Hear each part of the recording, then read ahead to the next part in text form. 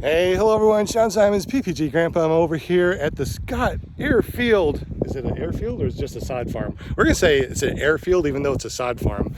We got Shane over here. How's it going, Shane? How are y'all? He has just started to learn how to kite. In your opinion, his second day, how difficult is kiting?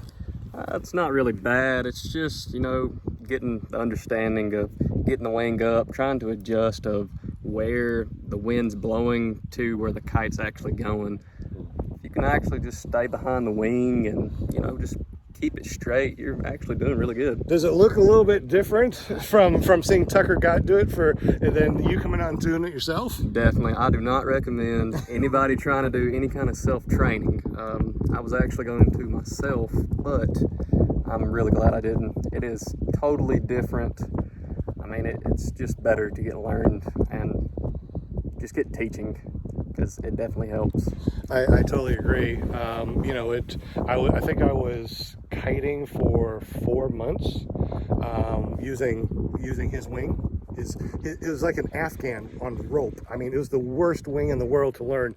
But when you learn on something like that, when you get something new, like my Roadster 3, it popped up so easy. I'm like, man, that was cheating. So you're able to use this one? Is this one that you're just using for today, or did he give you one to use? This is actually just for today. I'm gonna actually try to save up and get an actual wing. I think that'd probably be the best. It's a nice wing. It's just a Ozone's Groundhog. Oh, okay. It definitely, it's the easiest wing I've tried to kite with so far, just because it's smaller and, it doesn't try to lift you off the ground any, which once you experience that. Which helps when you have some wind gusts like we've been having today. That's right. And once you experience that, you'll see why I suggest to get training. I was talking to your wife over there, and she said that all she hears on your phone is paramotor motors. No matter what you're doing, where you are in the house, all you hear is. So how long have you been interested in paramotors? I've actually done research now for about 9 or 10 months. Wow. And it's a fantastic sport.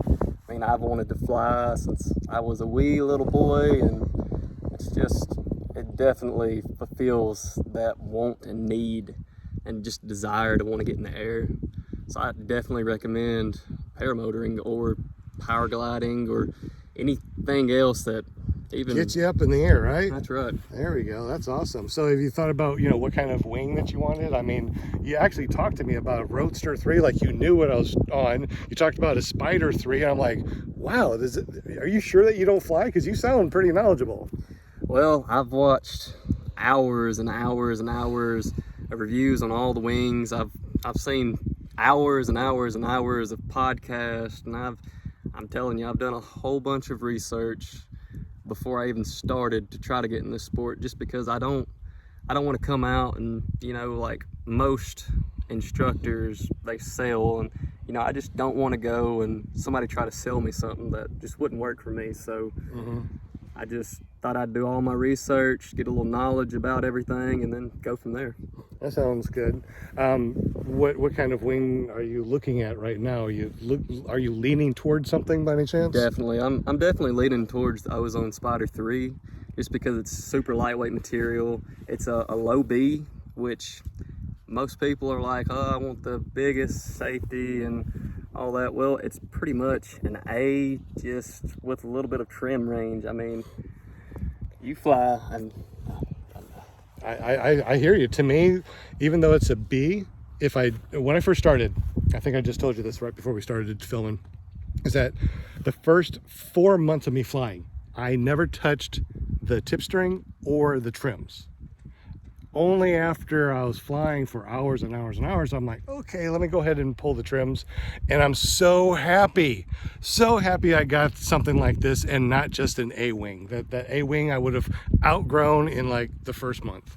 And see, that's what a lot of people, they're like, well, I just don't want to outgrow a wing. Well, if you start out on a B-wing, a low B, then you've pretty much got all the safety aspects of the A, but like Sean said, after 3 or 4 months, you can start messing around with trims and tip steering, and it's pretty much like you got a brand new wing. It's pretty much a 2-in-1 package.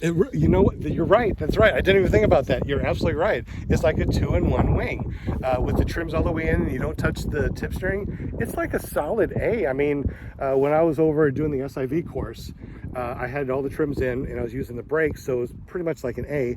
And he said, grab the A, you know, grab the A's and the B's and try to do a frontal collapse. Man, I could not collapse that wing for the life of me. I mean, I tried my best. I was getting cramps, man, trying to pull those lines down. And as soon as I let go, poof, it opened up. I am not afraid of this wing. I know that I can go up right now when it's windy and thermic like this, and it's going to be a very safe wing for me. Well, Shane, thank you so much for chatting with me. I appreciate it. Yes, sir, thank you. And man, I can't wait to actually go out and fly with you, which will be very soon, right? Yes, sir. All right, that's Shane. Have a great day, y'all.